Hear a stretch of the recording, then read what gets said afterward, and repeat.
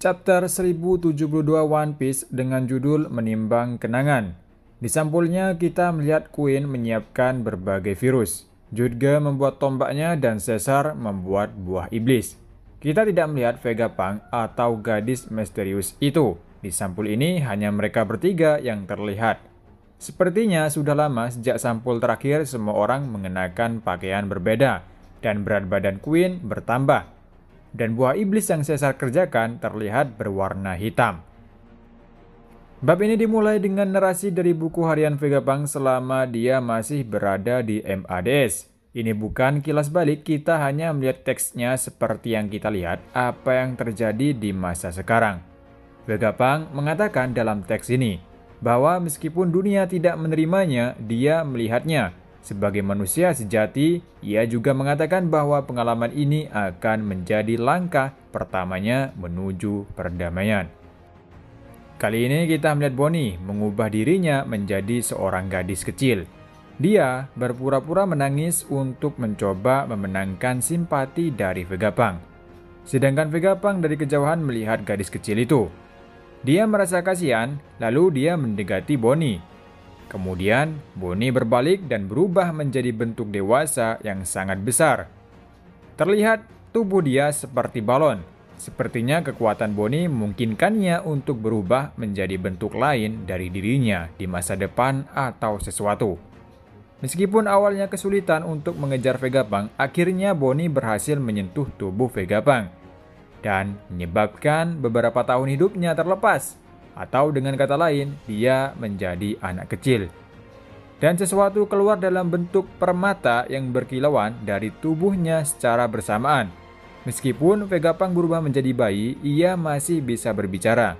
Mungkin berkat kecerdasannya yang luar biasa, dia bisa bicara meskipun berubah menjadi bayi oleh Bonnie. Lalu Vegapunk mengatakan, "Apa? Perhiasan berkilauan ini adalah tahun-tahunku." Dengan begini Bonnie berhasil menangkap Vegapunk. Dia maksa untuk memberitahu soal ayahnya. Vegapunk mengatakan dia tidak bisa memberitahu Bonnie mengapa dia mengubah Kuma di masa lalu karena alasan tertentu. Itulah sebabnya Vegapunk berjanji pada Kuma bahwa dia tidak akan pernah mengatakan yang sebenarnya pada anaknya atau kepada Bonnie. Di tempat lain, Kuma yang asli masih terus memanjat Red Land. Sedangkan angkatan laut terus menembaki dia dari bawah agar dia tidak memanjat Red Line. Kuma jatuh tapi dia terus memanjat lagi dan lagi. Kita kembali ke Bonnie. Kali ini dia melihat sebuah ruangan aneh. Terlihat telapak beruang atau telapak dari tangan Kuma. Bonnie berjalan ke pintu dan menghancurkan kunci dengan membuatnya lebih tua dengan kekuatannya, seperti yang dilakukan Shinobu di Wano Kuni. Dan flashback Vegapunk dan Kuma di masa lalu pun dimulai. Penampilan Vegapunk mirip dengan kilas balik Pulau Uhara. Kuma berpakaian seperti pasien rumah sakit. Tidak memakai topi, memperlihatkan rambut dan kacamatanya. Dia terlihat diperban di sekujur tubuhnya. Vegapunk memberitahu Kuma bahwa ada seseorang ilmuwan dari West Blue menemukan bahwa berat seseorang berkurang 21 gram setelah kematian. Dan 21 gram adalah berat jiwa seseorang. Vegapunk juga menjelaskan bagaimana kekuatan Neko-Nekonomi untuk Kuma bekerja. Inilah awal dia mempunyai kemampuan buah iblis itu. Kemampuan ini kemungkinan Kuma untuk mengubah benda tak berwujud menjadi benda berwujud. Misalnya, seorang Kuma dapat mengeluarkan rasa sakit dari seseorang dengan mengubah energi sinyal sarafnya menjadi sesuatu yang nyata, yang tampak bisa dilihat, dan dapat mendorongnya keluar dari tubuh orang itu. Seorang Kuma harus dapat melakukan hal yang sama dengan hal-hal yang tidak berwujud seperti imajinasi atau gagasan atau bahkan kenangan. Vegapunk ingin Kuma mencoba mengekstrak ingatannya karena dia ingin mengetahui berat dan ukuran ingatan manusia. Kuma menolak untuk melakukannya karena terlalu memalukan, tapi Vegapunk memohon padanya.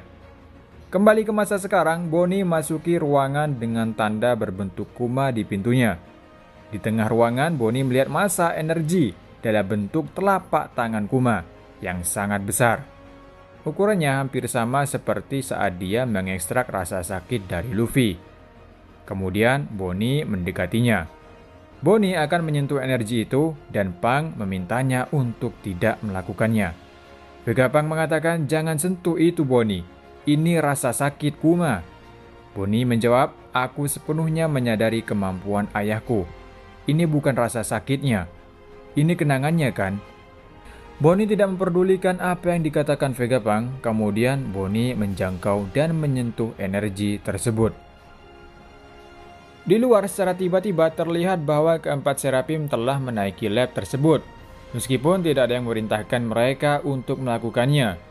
Seraphim tampaknya memiliki kepribadian mereka sendiri, memungkinkan mereka untuk bereaksi dan membuat keputusan sendiri, sehingga beradaptasi dengan situasi pertempuran apapun yang mereka hadapi.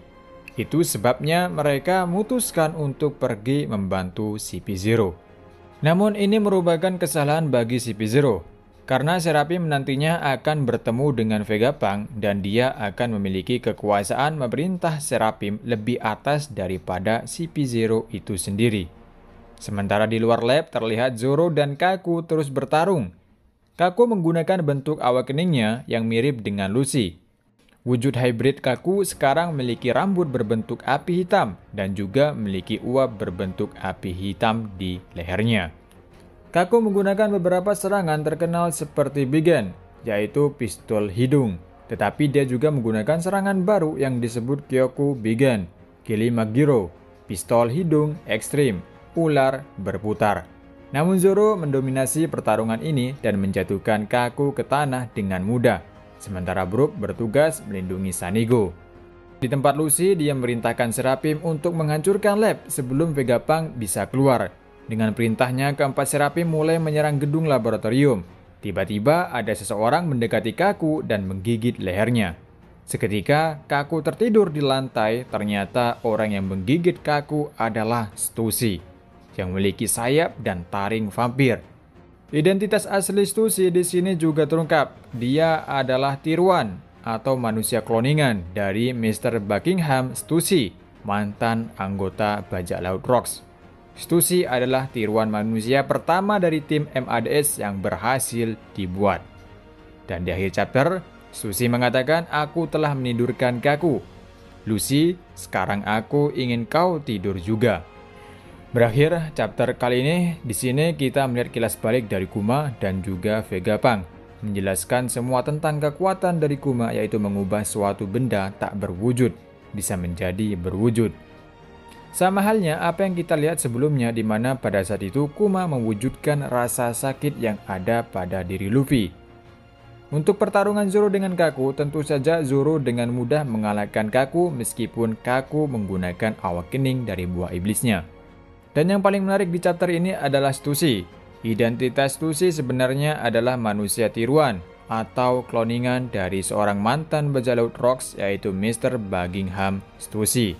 Jadi selama yang kita lihat adalah bukan manusia murni, melainkan kloningan dari anggota mantan bajak laut besar.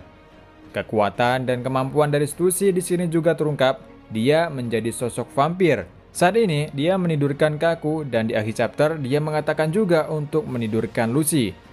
Sepertinya Stussy berada di pihak Vegapunk. Dan untuk gap di chapter ini tidak ada dan minggu depan tidak libur. Di sini dulu untuk review manga One Piece. Sampai ketemu lagi di review manga-manga selanjutnya. Dan terima kasih, sampai jumpa.